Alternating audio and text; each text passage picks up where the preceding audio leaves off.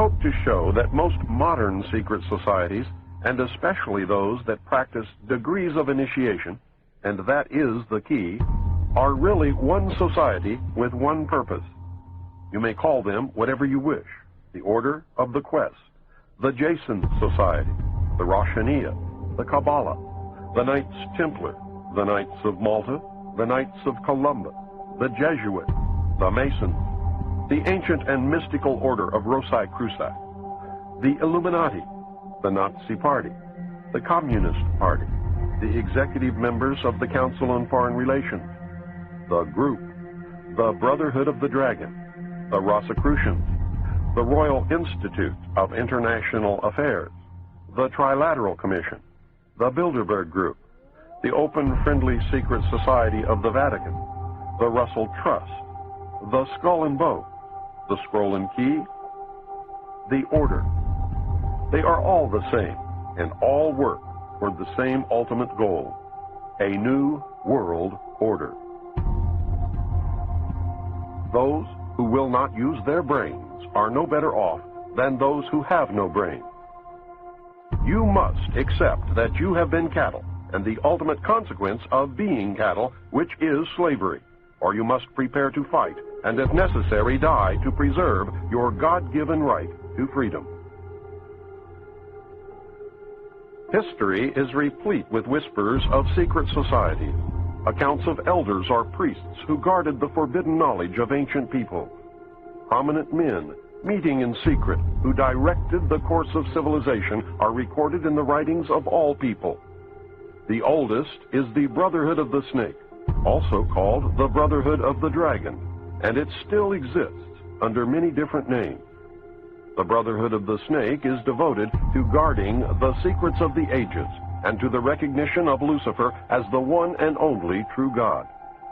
If you do not believe in God, Lucifer, or Satan, you must understand that there are great masses of people who do.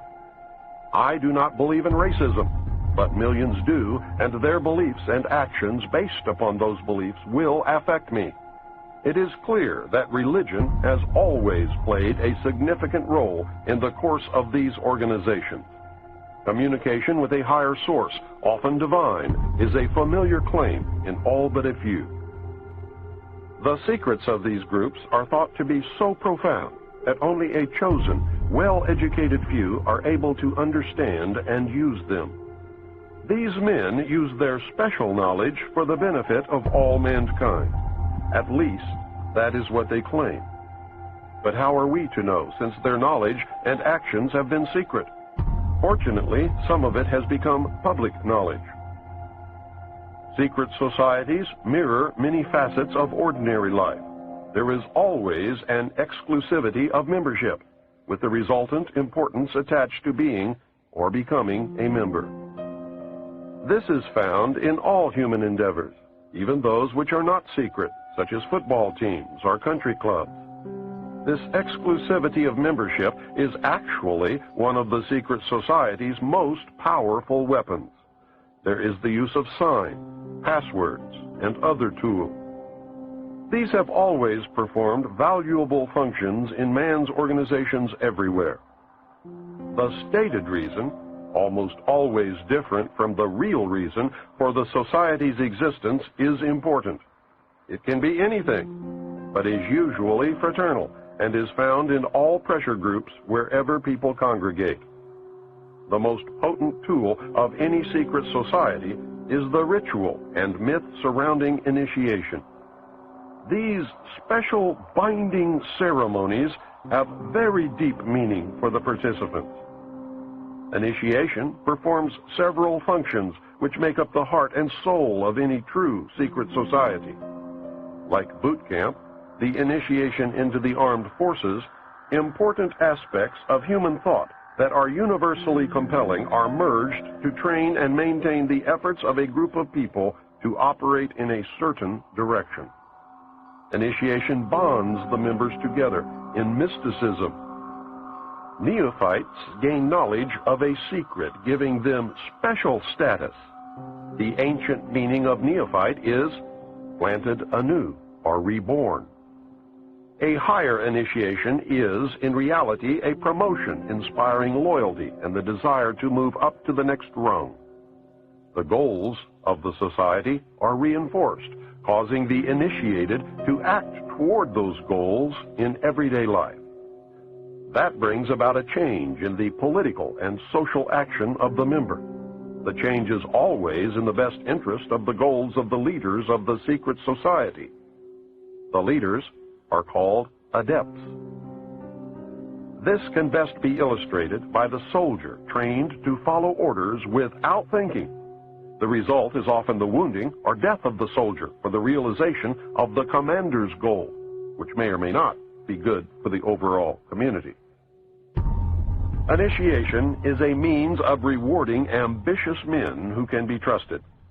You will notice that the higher the degree of initiation, the fewer the members who possess the degree. This is not because the other members are not ambitious, but because a process of very careful selection is being conducted. A point is reached where no effort is good enough without a pull up by the higher members. Most members never proceed beyond this point and never learn the real secret purpose of the group. The frozen member from that point on serves only as a part of the political power base, as indeed he has always done. You may have guessed by now that initiation is a way to determine who can and cannot be trusted. A method of deciding exactly who is to become an adept may be decided during initiation by asking the candidate to spit upon the Christian cross. If the candidate refuses, the members congratulate him and tell him, "You have made the right choice, as a true adept would never do such a terrible thing." The newly initiated might find it disconcerting, however, that he or she never advances any higher. If instead the candidate spits upon the cross, he or she has demonstrated a knowledge of one of the mysteries and soon will find him or herself a candidate for the next higher level. The mystery is that religion is but a tool to control the masses. Knowledge or wisdom is their only God, through which man himself will become God. Man's desire to be one of the elect is something that no power on earth has been able to lessen, let alone destroy. It is one of the secrets of secret society. It is what gives them a political base and lots of clout. Members often vote the same and give each other preference in daily business, legal, and social activities. It is the deepest desire of many to be able to say, "I belong to the elect." The first secret that one must know to even begin to understand the mysteries is that their members believe that there are but few truly mature minds in the world. They believe that those minds belong exclusively to them. The philosophy that follows is the classic secret society view of humanity. When a person of strong intellect is confronted with a problem which calls for the use of reasoning faculties, they keep their poise and attempt to reach a solution by garnering facts bearing upon the question. On the other hand, those who are immature when confronted by the same problem are overwhelmed. While the former may be said to be qualified to solve the mystery of their own destiny, the latter must be led like a bunch of animals and taught in the simplest language. Like sheep, they are totally dependent upon the shepherd. The able intellect is taught the mysteries and the esoteric spiritual truths. The masses are taught the literal, exoteric interpretations. While the masses worship the five senses, the select few observe, recognizing in the gulf between them the symbolic concretions of great abstract truth. The elect are given knowledge of the mysteries and are illumined, and are thus known as the Illuminati, or the illuminated one, the guardians of the secrets of the ages. 3 early secret societies that can be directly connected to a modern descendant are the cults of Roshaniya, Mithras, and their counterpart, the Builder. They have many things in common with the Freemasons of today, as well as with many other branches of the Illuminati. For instance, common to the Brotherhood are the symbolic rebirth into a new life without going through the portal of death during initiation, reference to the lion, and the grip of the lion's paw in the Master Mason's degree. The 3 degrees, which is the same as the ancient Masonic rites before the many other degrees were added, the ladder of 7 rungs, men only, and the all-seeing eye. Of special interest is the powerful society in Afghanistan in ancient times called the Roshaniya, Illuminated One. There are actually references to this mystical cult going back through history to the House of Wisdom at Cairo. The major tenets of this cult were the abolition of private property, the elimination of religion, the elimination of nation-states, the belief that illumination emanated from the Supreme Being who desired a class of perfect men and women to carry out the organization and direction of the world. Belief in a plan to reshape the social system of the world by first taking control of individual countries one by one, and the belief that after reaching the 4th degree, one could communicate directly with the unknown supervisors who had imparted knowledge to initiates throughout the ages. Wise men will again recognize the Brotherhood. Can you hear the echo of the Nazi Party, the Communist Party, the extreme right and the extreme left? The important fact to remember is that the leaders of both the right and the left are a small hardcore of men who have been and still are Illuminists or members of the Brotherhood. They may have been or may be members of the Christian or Jewish religion, but that is only to further their own ends. They are and always have been Luciferian and internationalist. They give allegiance to no particular nation, although they have used, on occasion, nationalism to further their causes.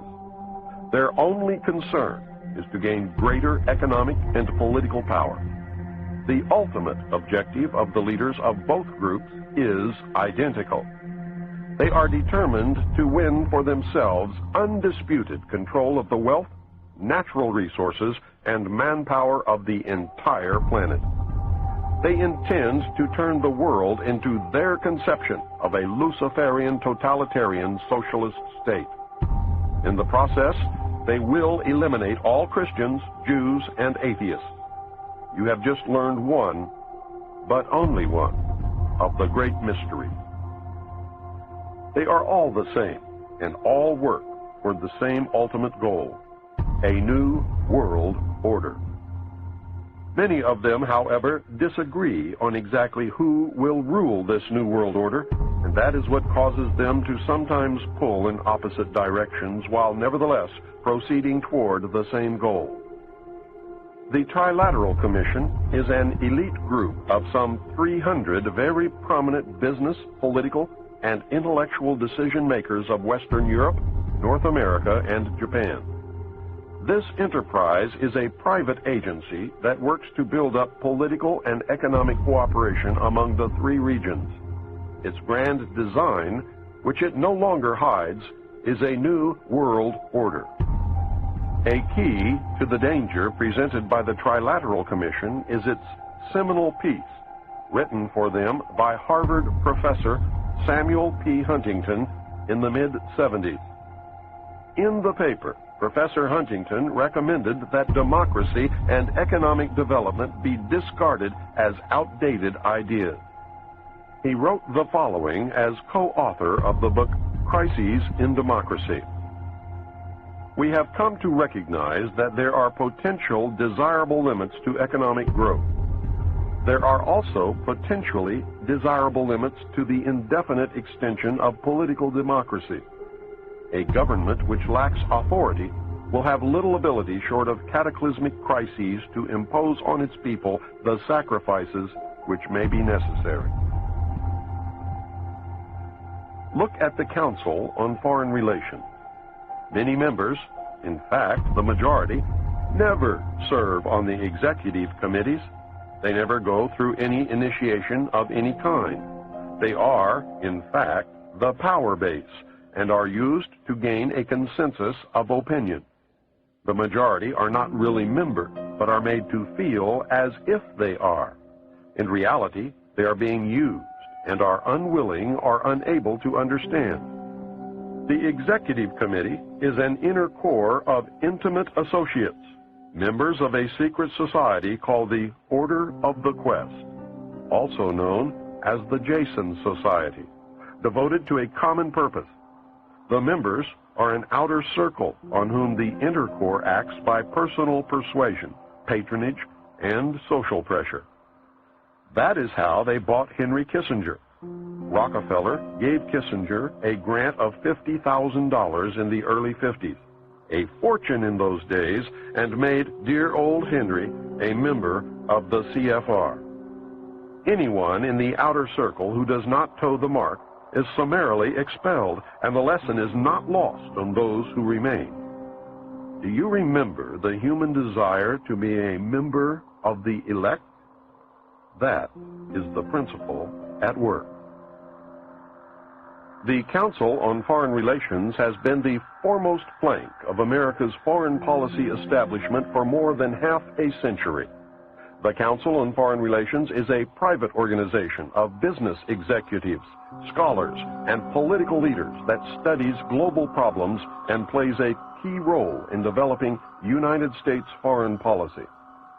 The CFR is one of the most powerful semi-official groups concerned with America's role in international affairs. It is controlled by an elect group of men recruited from the Skull and Bones and the Scroll and Key societies of Harvard and Yale, which are both chapters of a secret branch of the Illuminati known as Chapter 322 of the Order. The members of the Order make up the Executive Committee of the Council on Foreign Relations after undergoing initiation into the Order of the Quest, also known as the Jason Society. The Council on Foreign Relations is an offshoot sister organization to the British Royal Institute of International Affairs. Their goal is a new world order. Although it existed as a dinner club in New York, it did not take on its present power until 1921, when it merged with the Royal Institute of International Affairs and received its financial base from J.P. Morgan, the Carnegie Endowment, the Rockefeller family, and other Wall Street banking interests. The Council on Foreign Relations controls our government.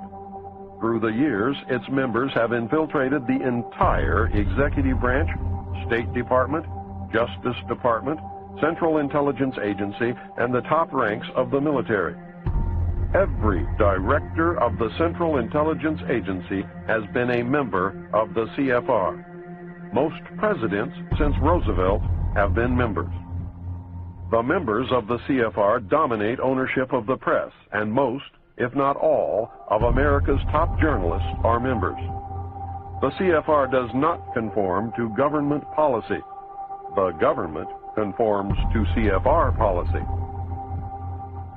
I read top-secret documents while with Naval Intelligence that stated that President Eisenhower had appointed 6 of the Executive Committee members of the CFR to sit on the panel called Majesty 12, also known as Majority 12 for security reasons.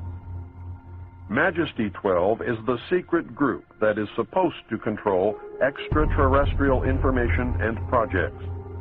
The document stated that Eisenhower had also appointed 6 members from the executive branch of government who were also members of the CFR. The total membership of Majesty 12 was 19, including Dr. Edward Teller and the 6 members from the Jason Scientific Group. Again, whether this is true or disinformation depends solely upon the existence of aliens. The CFR is a secret society in that it forbids the taking of notes or the publishing of minutes of its meetings. Any member who divulges the subject or any part of any conversation or talk that took place during a meeting is terminated. The goal of the Council on Foreign Relations is a new world order. Remember, never worship a leader. If you worship a leader, you then no longer have the ability to recognize when you have been deceived. The most powerful secret organization in the world is the Bilderberg Group, organized in 1952 and named after the hotel where its first meeting took place in 1954. The man who organized the Bilderberg Group, Prince Bernhard of the Netherlands, has the power to veto the Vatican's choice of any pope it selects.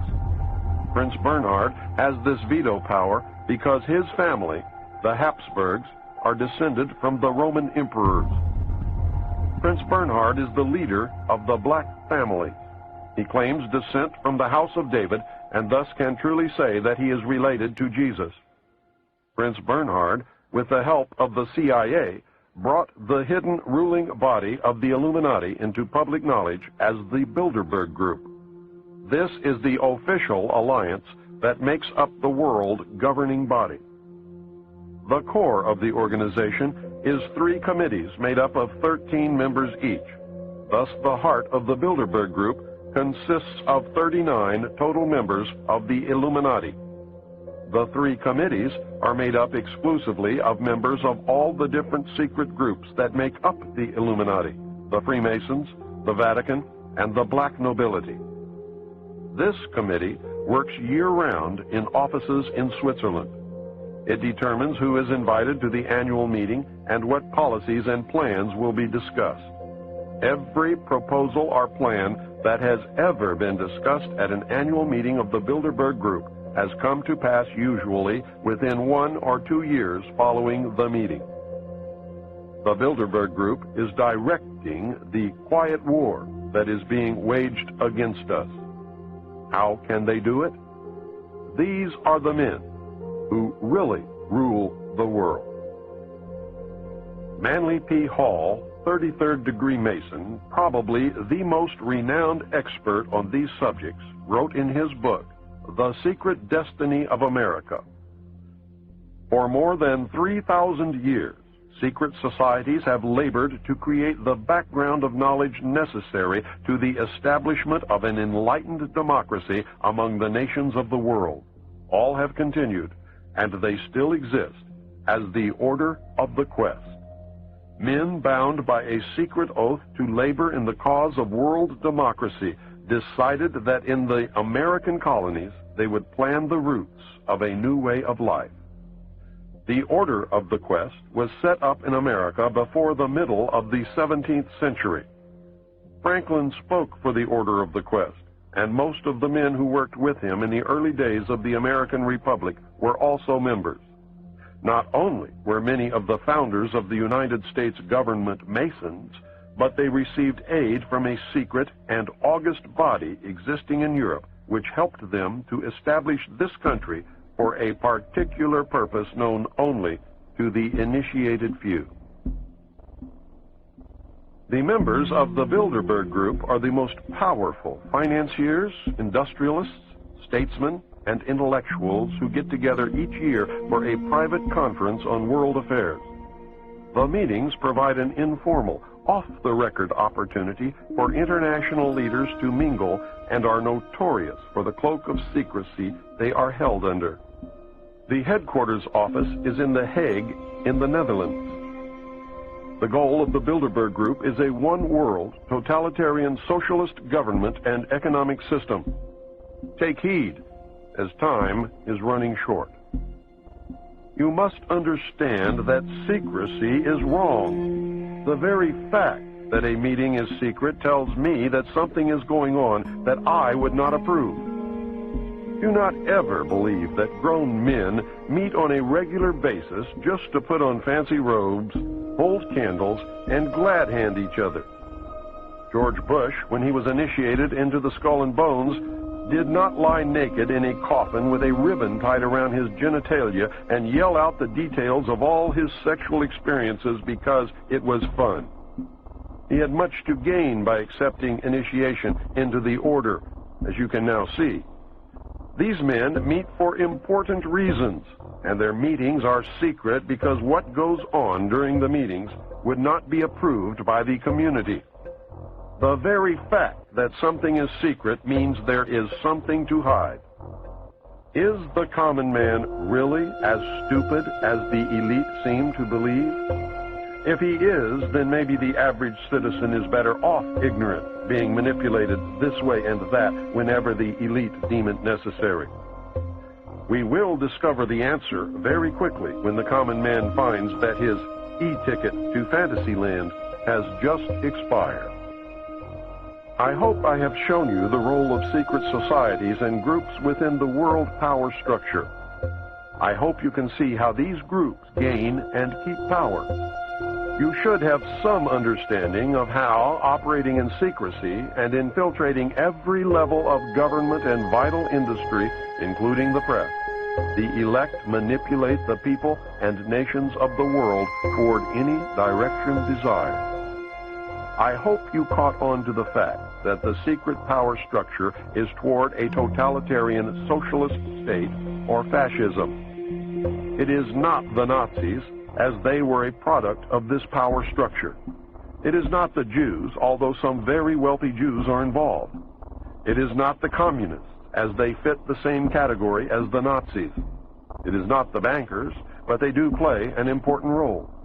I also hope that you are beginning to look inside yourself to see if their reality fits. Are you getting the message?